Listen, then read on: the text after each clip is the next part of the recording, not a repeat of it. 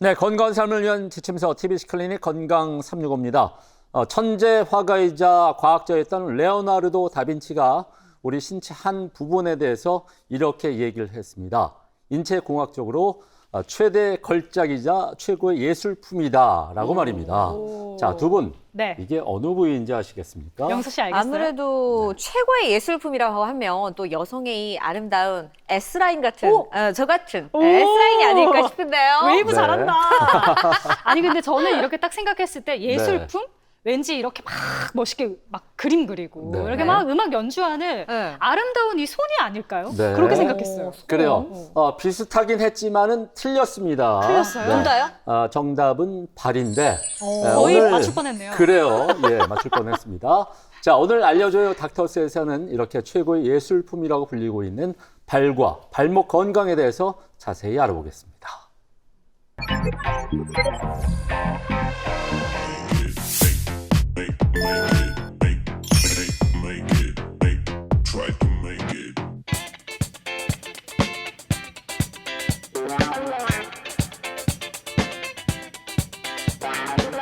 오늘의 닥터스 대구 파티마 병원 정형외과 황성현 과장을 모셨습니다. 안녕하십니까? 안녕하세요. 네, 안녕하세요. 대구 파티마병원 정형외과 황성현입니다. 네, 반갑습니다.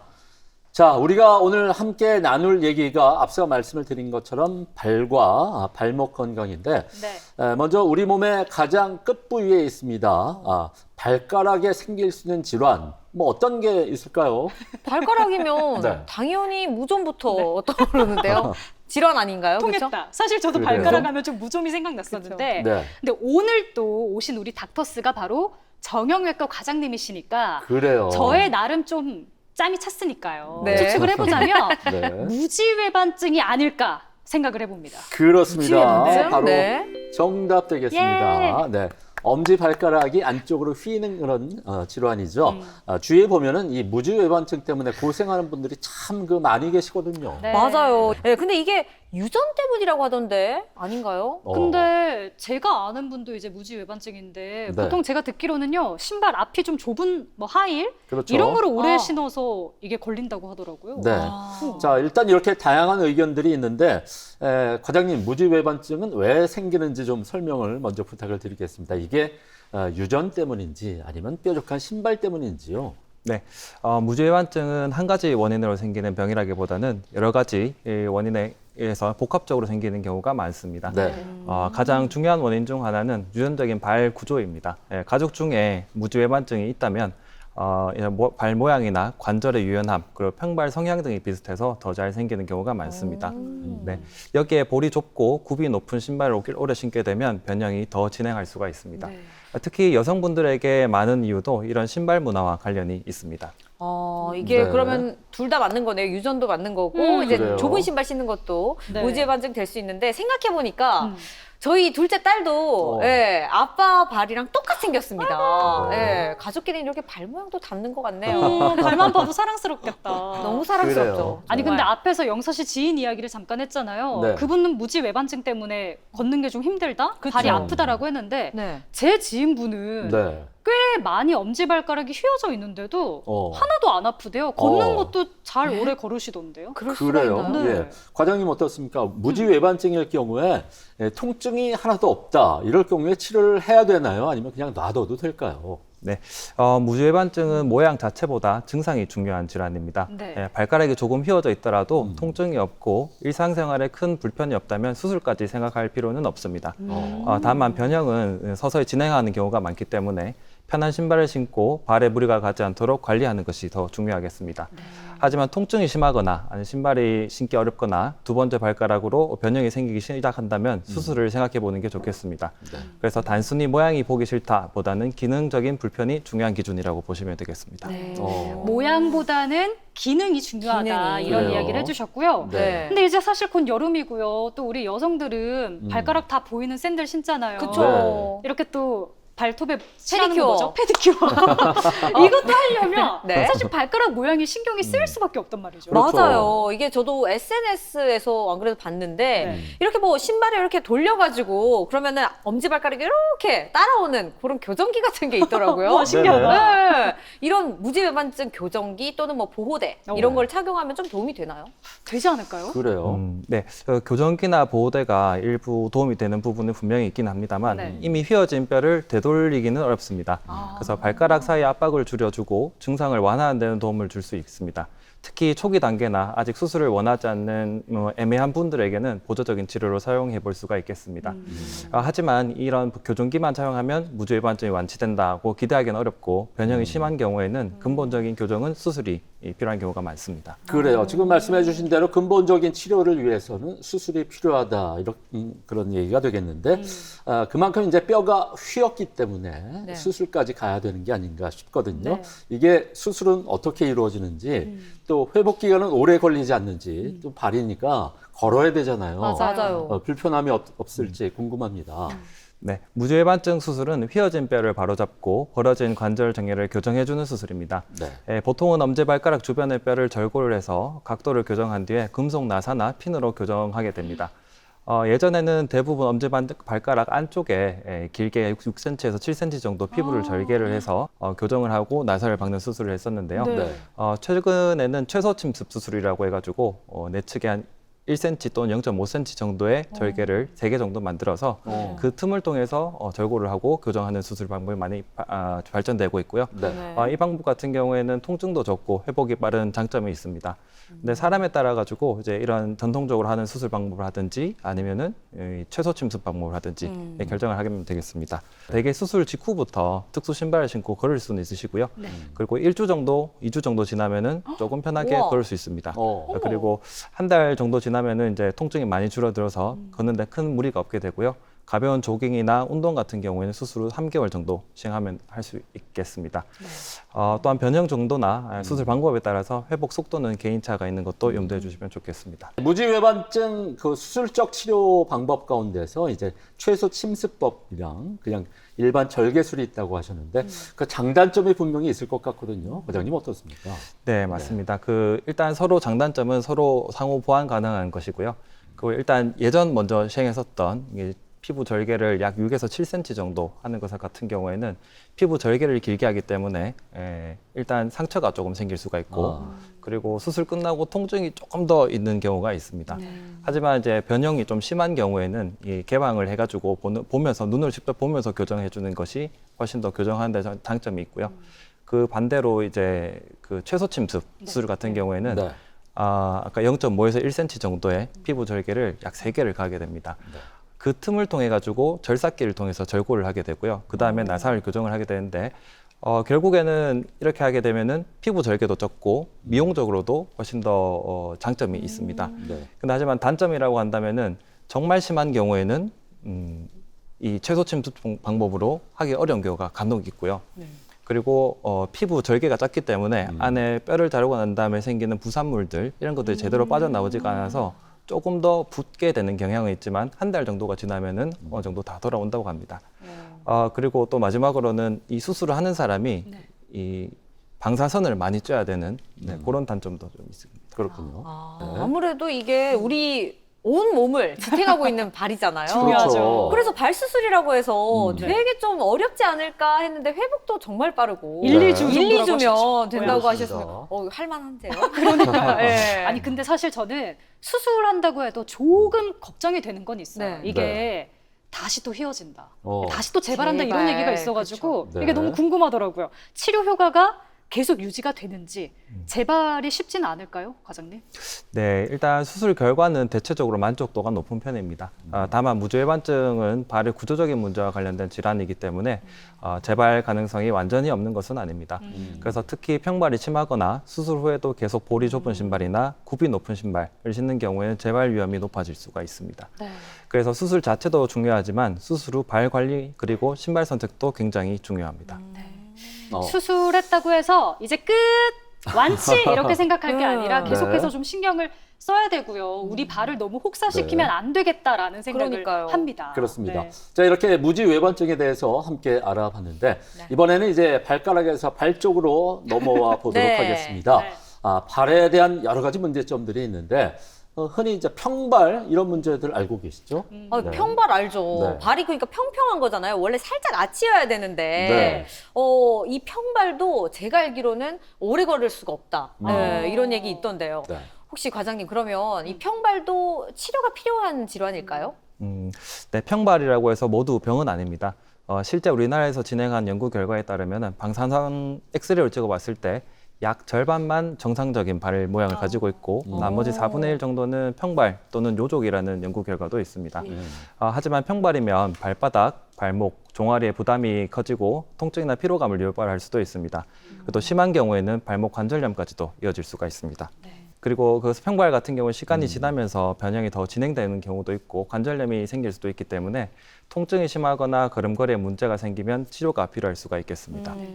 지금 4명 중에 1명은 네. 평발이거나 요족일 수가 있다라고 하셨는데 그렇습니다. 지금 저희가 딱 4명이거든요. 그러니까요. 자, 이 중에 평발인 사람. 전 일단 네. 예은 씨가 제가 평발이에요. 그러니까 그 아, 통계가 너무 정확한 정확하네요. 거죠. 네. 사실요? 저는 그래서 대형마트에 장 보는 것도 별로 안 좋아해요. 발바닥이 너무 아파가지고. 어머. 그래요. 나중에 발 한번 네. 볼 수 있을까요?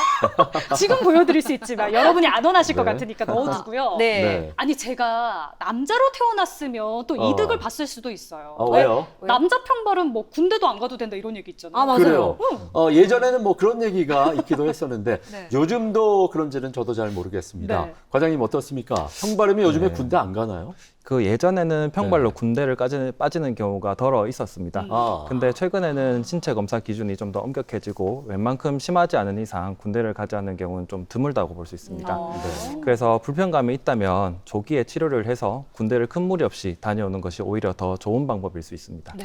네, 들으셨죠? 네, 아쉽지만 가야 한다고 합니다. 그냥 그래요? 일찍 치료받고 건강하게 다녀오세요. 화이팅! 힘이 난다. 네. 그렇습니다. 그런데 이제 발바닥이 평평한 것도 문제지만은 네. 아까 그 과장님께서 요족이라고 말씀을 해주셨는데 발바닥 그 들어간 부분 아치가 너무 뾰족하면은 이게 또 심한 경우에 문제가 될 수 있다면서요. 네, 맞습니다. 발바닥이 너무 평평한 것도 문제지만 네. 반대로 아치가 지나치게 높은 요족도 문제가 될 수 있습니다. 요족은 체중이 발 전체로 고르게 분산되지 못하고 특정 부위에 압력이 집중되는 특징이 있습니다. 그래서 발바닥 통증이나 굳은 살, 발목 염좌가 반복되는 경우가 많습니다. 또 발이 딱딱하고 충격 흡수가 잘 안 되기 때문에 오래 걸으면 쉽게 피곤해지는 특징이 있습니다. 네. 그 깔창을 끼는 분들도 많습니다. 그렇죠. 저는 이제 키높이 깔창. 깔창을 까는데 네. 제가 여기서 말하는 깔창은 이제 네. 기능성 깔창이에요. 과장님, 이런 기능성 깔창이요. 정말 효과가 좀 있을까요? 깔창은 매우 중요한 보존적 치료 중 하나입니다. 오. 네, 특히 평발이나 요족처럼 발에 정렬 문제로 통증이 생기는 경우에는 이 체중을 분산시키고 충격을 줄여주는 데 도움이 됩니다. 네. 평발에서는 무너진 아치를 지지해주고 요족에서는 특정 부위에 집중되는 압력을 줄여주는 역할을 합니다. 다만 이게 모든 사람에게 똑같은 깔창이 적용되는 것은 아니고요.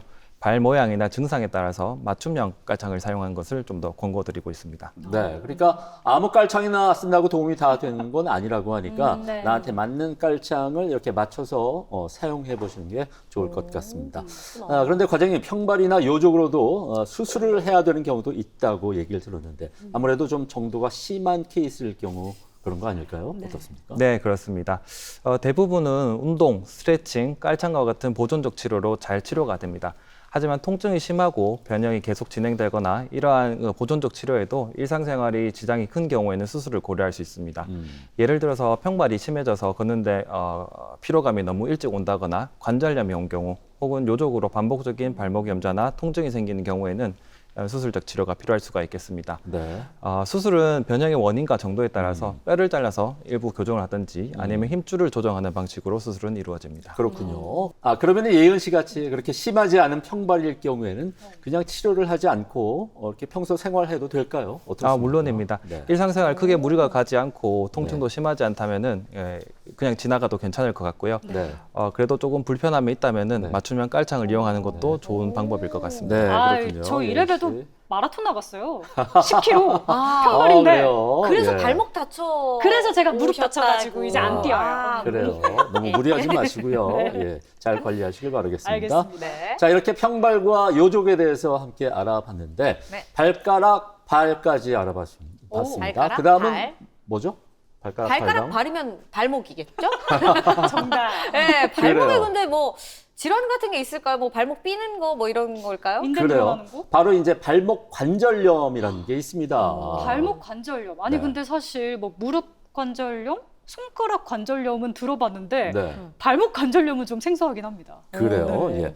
자, 발목 관절염을 아는 사람들보다 모르는 분들이 더욱더 많이 계시지 않을까 싶은데 이게 과장님 어떻습니까? 왜 좀 덜 알려진 것 같아요? 환자 수가 지금 현재 좀 많이 적은 편인가요? 네, 맞습니다. 환자 수 확실히 적기도 하고 네. 발목 관절염도 분명히 있긴 있습니다. 음. 다만 무릎 관절염에 비해서는 확실히 상대적으로 적긴 합니다. 그 이유 중 하나는 발목이 이 상합성이 굉장히 좋은 관절이기도 하고 발목 주변의 다른 관절들이 어느 정도 보완을 해주는 그런 역할을 하고 있기 때문에 일반적인 관절염이 좀 적기는 합니다. 그래서 따라서 이 단순 노화보다는 예전에 다쳤다든지 아니면 다른 구조적인 이상이 있는 경우에 관절염이 생기는 경우가 많습니다. 네. 그렇군요. 발목 외상 후에 발생하는 경우가 많다고 하니까요. 네. 자주 발을 좀 다치시거나 삐는 분들은 네. 좀 더욱더 신경을 쓰시는 게 좋겠습니다. 그렇습니다. 그럼 과장님, 발목 관절염이 있을 경우에 어떤 증상들이 나타날까요? 네, 대표적인 증상은 통증과 뻣뻣함입니다. 특히 오래 걷거나 계단을 내려갈 때 통증이 심해지는 경우가 많습니다. 또 발목이 붓고 관절 범위가 줄어들고 심한 경우에는 다리를 절뚝거리게도 됩니다. 관절염이 진행하면 발목이 점점 변형되면서 보행 자체가 힘들어질 수도 있습니다.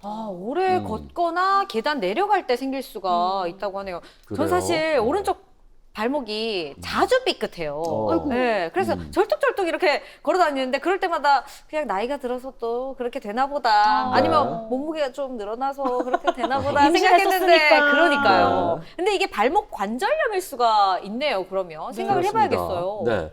보통 우리가 이제 무릎 관절염이 있을 경우에는 약을 먹거나 해당 부위에 주사를 맞기도 하는데 과장님 어떻습니까? 발목 관절염일 경우에도 비슷한 치료를 받게 되나요? 네, 그 약과 주사는 통증 조절을 위해서 사용합니다. 네. 다른 관절도 마찬가지겠지만 관절에 통증이 있으면 잘 사용하지 못하게 되고요. 주변의 힘줄, 인대, 뼈, 근육 이런 것들이 모두 약해지게 됩니다.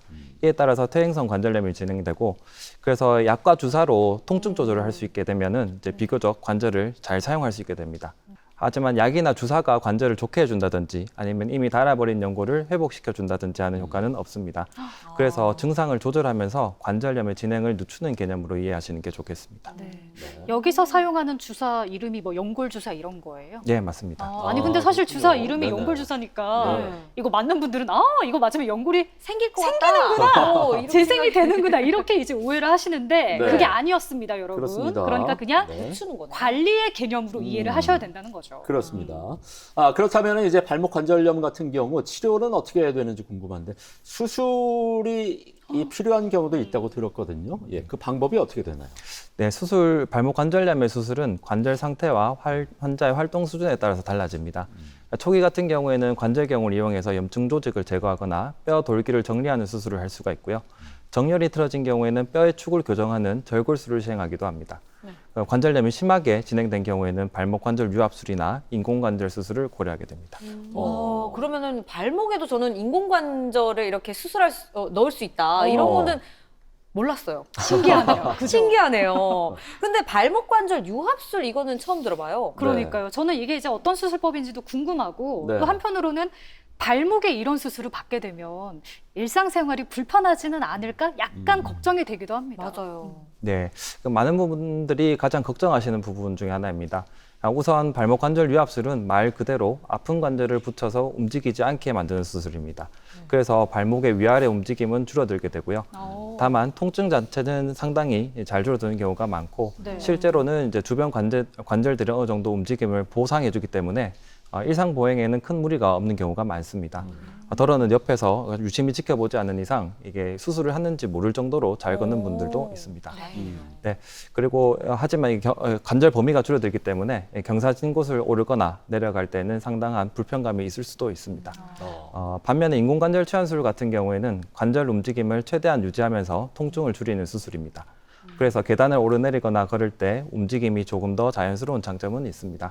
하지만 인공관절 수술은 이 기계 자체에 수명이 있기 때문에 활동량이 많고 비교적 젊은 나이 환자에게는 많이 권하지는 않고요. 어느 정도 사용한 후에 재치환을 한다든지 결국 유압술을 하게 되는 경우가 있습니다. 네. 그래서 최근에는 유압술과 인공관절 수술을 10년 장기 출시한 연구 결과가 있는데요. 큰 차이가 없다는 결과도 많이 보고되고 있어서 상황에 맞게 유압술이나 인공관절 수술을 시행하면 되겠고 이 두 수술 모두 심한 통증을 줄여들고 그리고 일상생활 복귀하는 데는 좋은 수술 방법이라고 할 수 있겠습니다. 와, 발목 관절 유압술이 그러니까 발목 관절 이렇게 붙이는 거잖아요. 네. 되게 근데도 잘 걸을 수 있다는 게 너무 신기해요. 그렇습니다. 예. 자, 이런 발목 관절이 이제 특히나 관절염이 외상 후에도 많이 올 수 있다고 하는데 사실 우리가 걷거나 뛰다가 아니면 운동한 다음에 이렇게 발목을 삐끗하는 경우가 참 많이들 있는데 이럴 때 초기 처치가 참 중요한 거 아니겠습니까? 네, 맞습니다. 네. 네, 발목을 삐었을 때 초기 처치를 제대로 하는 것이 굉장히 중요합니다. 일단은 휴식, 그리고 얼음찜질, 그리고 압박, 그리고 올려주는 것 이렇게 해서 쉬는 것이 가장 중요하고요. 이게 단순 염좌라고 생각했는데 실제로는 인대가 심하게 삐었거나 파열되었거나 골절이 동반된 경우도 있기 때문에 부기와 통증이 심하거나 체중 부하가 어렵다면 병원 진료를 받아보는 것이 좋겠습니다. 네. 근데 이 발목을 삔 사람이 계속 삐는 것 같더라고요, 우리처럼. 그래요. 과장님, 네. 왜 그런가요?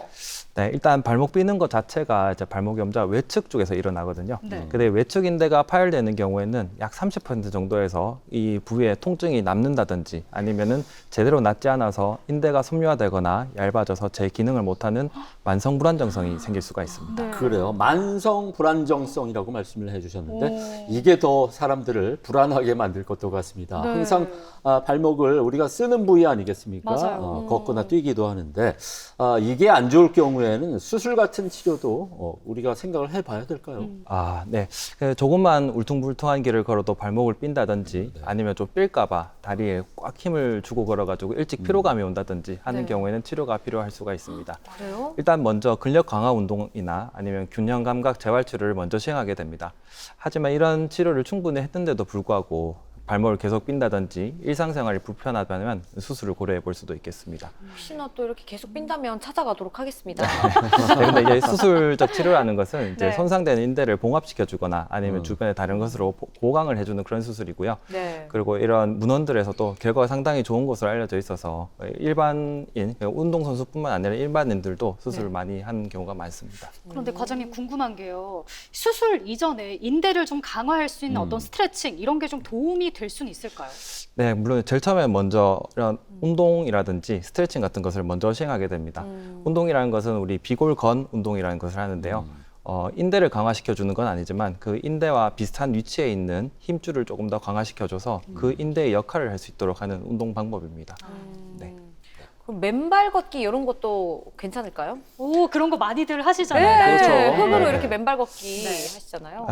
저는 개인적으로는 맨발 걷기를 권유드리진 않습니다. 그래서 그래요? 예. 물론 이제 발에 상처도 생길 수가 있고요. 네. 그리고 특히 뭐 당뇨가 있다든지 다른 질병, 말초 순환이 안 좋으신 분들께서는 그런 걸로 작은 상처가 발생해가지고 정말 심한 경우에는 절단까지 올라가게 되는 당뇨발일 경우에. 네, 아, 맞습니다. 당뇨 있을 때. 당뇨발을 네. 유발시킬 수도 있고 네. 하기 때문에 물론 모든 운동들이 뭐 좋고 나쁜 게 있겠지만은 그렇죠. 저는 굳이 그런 위험을 감당하면서까지 하시는 것을 전 권유드리고 있지는 않습니다. 그럼 신발 신고 그냥 이렇게 걷는 게 좋겠네요. 아까 기능성 네, 깔창도 기능성 도움된다 깔창. 하셨으니까. 네. 일단 이렇게 일상생활이 불편할 정도라면 우리가 적극적인 치료를 한번 고려를 해봐야 될 것도 같습니다.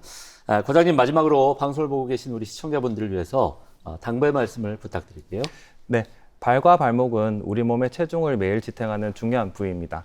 그런데 통증이 생겨도 참고 지나가는 분들이 굉장히 많습니다.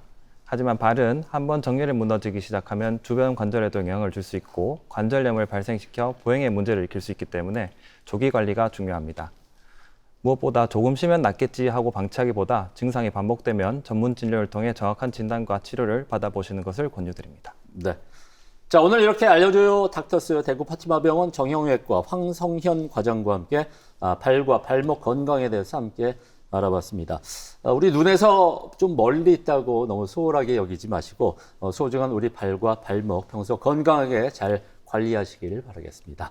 과장님 오늘 좋은 말씀 감사드립니다. 고맙습니다. 고맙습니다. 고맙습니다.